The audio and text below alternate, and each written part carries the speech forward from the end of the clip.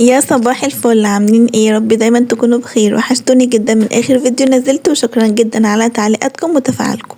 النهارده بقى هنعمل عشاء كده او غدا خفيف سهل جدا وبسيط، وبنفصل عن الغدا بتاع كل يوم واللحوم والاسماك والحاجات دي.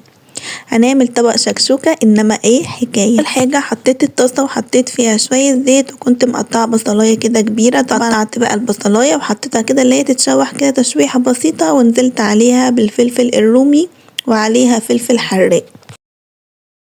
انا بحب اشطشطها كده شطشطة بسيطة، بتدي برضو طعم حلو قوي.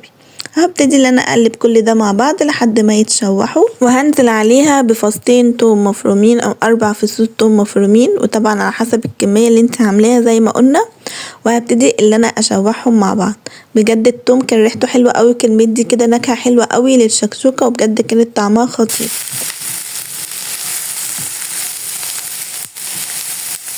واول ما احس ان البصل كده غير اللون بتاعه وابتدى اللي هو يدبل، هنزل عليه بالطماطم اللي احنا مقطعينها قطع صغيره. وهبتدي برضو اللي انا اشوحها واحط عليها ربع فنجان من الميه علشان الطماطم تتسبك معانا وتنزل الميه بتاعتها. وهبتدي اتبل الخضار بتاعي، هحط عليه ملح وفلفل وكمون وبهارات وتوم باودر وبصل باودر وشويه بابريكا علشان تديها لون حلو. بس كده هبتدي بقى ان انا اقلب كل ده مع بعض، وبجد طلعت طعمها خطير. هسيب بقى الخضار يتسبك مع بعض.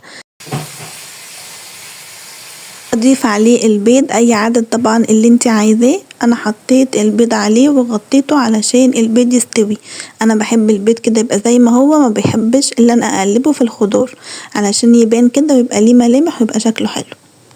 وبس كده رشيت عليه بقى بقدونس من فوق الوش علشان التزيين، وبجد كانت طعمها خطير.